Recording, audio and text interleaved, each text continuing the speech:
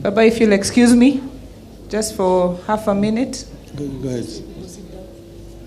Maybe you say they sit down first. You may be seated.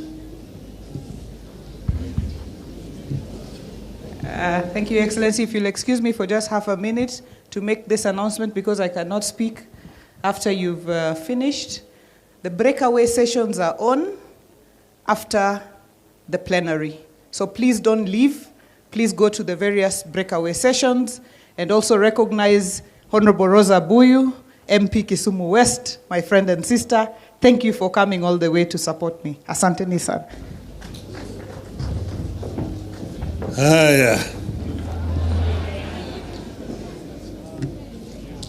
Your Excellency, the Governor of Homa Bay, Gladys Atieno Nyasona Wanga. Excellencies, the Governors, Honorable Members of Parliament, dignitaries who have come, all protocols observed, ladies and gentlemen, hamjambo. Hamjambo tena. Wow, this is a great occasion. And we are here in a place called Asego Kanyada. So I'm very nostalgic standing here before you today. Because when I was growing up, this place was made very famous by the famous Kindu band. They sang the song about the travel by ship from Homa Bay to Asembo Bay. And it went like this. Militoyoro, milithio kamito. Militoyoro, milithio kamito. Militoyoro, milithio asego. Tongamuruno bina gudhiambo. Iwendari erio wadigiseda. Iwendari erio wadigiseda. Oriti windoke ukudungu. Iwendari erio wadigiseda. So that is the travel by a ship from Asego. Asego is Homa Bay because of the hill which is called Asego to Asembo Bay those days. So we are happy that this is taking place here at this place. But let me begin because I was told to give a keynote address. Let me begin with a story that is told in the Gospel of John. I know most of the people here are Christians. Gospel of John. And I'm sure so many of you people are familiar with this story. A disciple called Philip meets a man called Nathaniel. Philip tells Nathaniel that something significant and historic has happened in the town of Nazareth. Not believing, Nathaniel asks, Nazareth? Can anything good come out of Nazareth? Philip tells Nathaniel, come and see. You can find that encounter in the book of John 1:45 to 46. Come and see. With regard to Homa Bay, I'm not Nathaniel. I'm here not because I doubt. We all feel and see a change in the air in Homa Bay. There is intensity and positive energy that has led to tremendous interest in the county. I have come to confirm that Homa Bay has potential and efforts are underway to turn the potential into reality. I am here to support the efforts. I salute and welcome the distinguished leaders, investors, diplomats, and development partners who have honored Madam Governor's call to them to come and see. allow me to commend the county government of Homa Bay for this initiative at a time of great economic distress in the country and pressure from the people.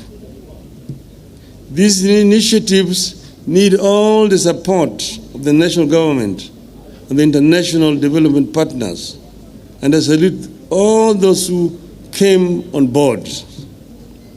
I believe the success of any one county takes the entire country forward.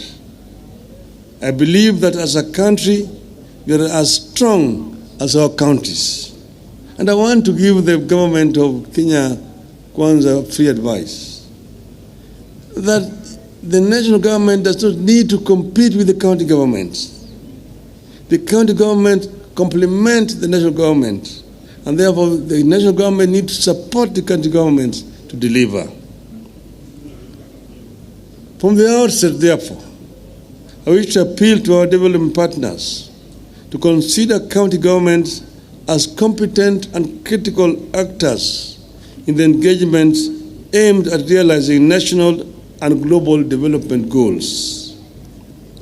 I appeal to the development partners to scale up their engagement with counties. I make this appeal because I'm aware of the attitudes, actions, and pronouncements by some senior national government officials that are meant to dissuade or block development partners from engaging with the counties. I wish to assure our visitors to this country that our counties are managed by some of the most experienced politicians and technocrats in this country who have very clear ideas of what needs to be done. If only they could get the support. Homa Bay is striving to create a space and cut a niche that is very much in order. I believe counties should cooperate and compete at the same time. The biggest challenge that counties, just like the national government, have to deal with is growth, which has to be both horizontal and vertical.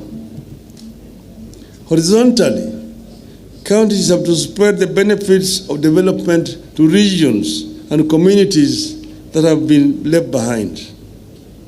Vertically, our actions must meet expectations about quality of life, services, and infrastructure. If the infrastructure for vertical and horizontal growth is not laid early, we will replicate the uneven development that has dogged the national government since independence 60 years ago. Homa Bay has identified agro-allied industries, that is, fishing and aquaculture, tourism, and growing of cotton and other crops for their value chain to help spur prosperity. I concur that agriculture and its value chain and blue economy are holders of real potential for the takeoff. However, to unlock opportunities in agriculture, some radical and bold measures will have to be taken. We are never going to feed ourselves or commercialize agriculture until we wean our people out of subsistence farming. A situation where food shortage is a persistent feature, even among people who identify themselves as farmers, points to something very wrong. Land holding sizes continue to decline. Yield per hectare continues to decline, yet population is rising. It won't be easy. It was never easy to introduce large-scale farming even in Europe or in South Korea. But we must start laying down the infrastructure for the large-scale agriculture in this region. That means educating our people and also laying the ground for irrigation and mechanization of agriculture. You have to diversify and explore other crops. To this end, I appreciate the effort by Homa Bay and neighbors to venture into crops for edible oils like palm, soya, groundnuts, and renewed interest in the cotton. This region once had a thriving edible oils industry that processed sunflower, cotton, and groundnuts. We need them back, and we're happy with efforts which are being made by Homa Bay County here. When we were growing up as small children, cotton was the main cash crop in this region. And there were ginaries in Busia, Luanda, in Siaya, Nderi, in Homa Bay here, and Kindu Bay. There were ginaries here. And women used to take their cotton to the market on market days. And they had mobile weighing scales. They would weigh the cotton, and Mama would be paid cash on delivery. And she would then transit to go and buy fish or meat in the market. That died when we introduced the monopoly of cotton lint and seed marketing board. Cotton was delivered to the board, no payment. 6 months later, children were being sent away from school. That is why people stopped doing cotton. We need to have science work for our people. In this regard, I propose that county governments be given more say, access, and roles in agricultural research bodies, such as the Kenya Agricultural and Livestock Research Organization, KALRO, Kenya Seed Company, the Kenya Forestry Research Institute, and Agricultural Finance Corporation. The idea is to ensure that research and finance reach smallholder farmers who are the bulk work of our agriculture. Currently, there is inadequate flow of information to farmers about the new crop and livestock varieties. Fishing has sustained our communities in this region for generations. It is currently under serious strain, partly because we are relying on the same tools our ancestors used. In addition, the lakes, the swamps, and rivers have been polluted and degraded, making them unable to produce enough fish for domestic use and commercial purposes. We have to invest in the quality of the water environment of the region's rivers, the lakes, even as we develop fish ponds and cages. Let us invest in the restoration of the indigenous plantations of our rivers, swamps, and lake basins that are known to support the natural breeding of fish. Just like they are doing with mangroves at the coast, I wish to see our counties take the lead in restoring the indigenous vegetation along our water bodies. I have been encouraged by efforts to market this region as a potential tourism destination. Homa Bay has put a considerable effort on the Ruma National Park and its treasures. And you have seen here that this is the only home for the roan antelope. We need to put more joint effort on tourism and go beyond wildlife. But I'm just about to get you an investor in tourism to come and put up a lodge at Ruma National Park. Let us venture into areas like nature, water sports, and cultural and heritage tourism. Today, the national government does not view Lake region as a tourist destination that warrants government support and investment. The region does not feature much in activities and allocations related to tourism. We must not wait. County governments here need to take it upon themselves and be more aggressive in marketing the region in local and international markets. These efforts will, however, not yield much without the hard infrastructure of roads, electricity, and internet connectivity. Transport infrastructure remains poor along the lake basin. Majority of roads across the region are unpaved. Despite improvements, electricity is still mostly unavailable, unreliable, and very expensive. Most people are unable to afford electricity connection costs. Collaboration between the county and national governments has resulted in improved air transport through rehabilitation of airstrips. But much more needs to be done, especially with regard to roads and electricity.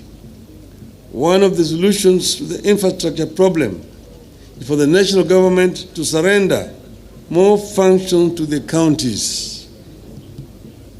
And I'll give an example. The Kenya Rural Roads Authority, KERA, the Kenya Urban Roads Authority, and Electrification and Renewable Energy Corporation all need to be handed over to counties. And I want to say this without fear of contradiction. I was the Minister of Roads, Housing, and Public Works. I'm the one who introduced KURA, KERA, and KENHA. But that was under a unified system of government. With a devolved system of government, you don't need KERA, you don't need KURA. All of them should be surrendered to the county governments.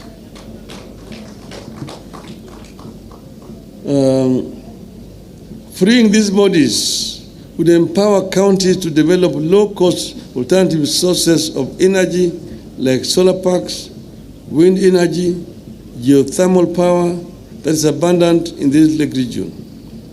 This will also increase rural access to electricity and spur the expansion of the road network of all Class C and D roads to bitumen standards. The overall aim is increased trade and investment in the region that requires a different kind of infrastructure, removing the barriers that prevent the attainment of full potential. As much as possible, counties have to reform and deregulate in order to perform. Make your regulations and processes to compare with the best in the world. Do not bog the people down with the taxes and levies, rules and regulations that only make doing business more difficult. Make doing business not only easier but also cheaper. I encourage you to make doing business smarter by insisting on IT-based transactions, particularly in the procurement of goods and services and payment for government services. At all times, we must never forget that much as we need to grow and be competitive, we have an obligation to be caring and compassionate. Create the infrastructure for the people to take care of themselves, then watch the people rise. I am very encouraged by what you have seen today here in Homa Bay. And I just want to end by encouraging the governor. She has started well in what she's doing. She needs to continue and will get all our support. We are committed to supporting all our governors in the Azimio counties and also those with whom we have coalitions, like in Nairobi County, the governor of Nairobi. We will give you all the support that you require to succeed. We want to ensure that what we set out to achieve is achieved through the county governments. But where we are right now, we are at a very, very critical stage. You will know that we had NADCO, which was chaired by my colleague Stephen Kalonzo Musyoka and Mr. Ichung'wah. They produced a report, and that report, I'm told, was been approved by Parliament. That report should be handed over to us formally. And once it's handed over to us, we will ensure that it is implemented fully, all the recommendations in that report. Secondly, let me respond to some issues being raised, some fears. I'm not going anywhere. I'm around. I've been running around trying to get support from different heads of states. I was with some in Namibia just the other day. And I went to the president of Uganda after I talked to him to go and ask for his support. And then we met there with Mr. Ruto, who had also gone there, to talk about the issues they're having with oil, the G2G. It was his minister for energy. So after we talked about my candidature, they talked about the issue of oil among themselves. But I asked for their support, and both of them agreed that they would support me. President Museveni said he would be the one to propose me as the chair of African Union Commission. And I said, thank you very much. But I'm not going away. Addis Ababa, as Charity said, is only 2 hours away from Nairobi. I'm available. Whenever I'm called, I will answer. I'm ready to work with you people. But what is important is that we must ensure that what we set out to do is eventually achieved and accomplished. We had said, and you also, some of you may be forgetting, we said that we are unbogable. We are unbogable. We are also unpangarable. We cannot be pangared. Who can pangoa? Who can pangoa? Who can bogoa? Who can bogoa? We are unbogable. Therefore, have no fear at all. We are unbogable, and we will get there. Thank you very much.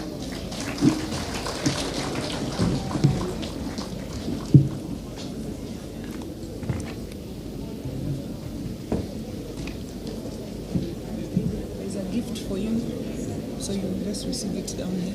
Okay. Then we can take a picture with you and the leaders. With this report? Yeah, with the leadership and the governors. Okay. We can take a picture down here.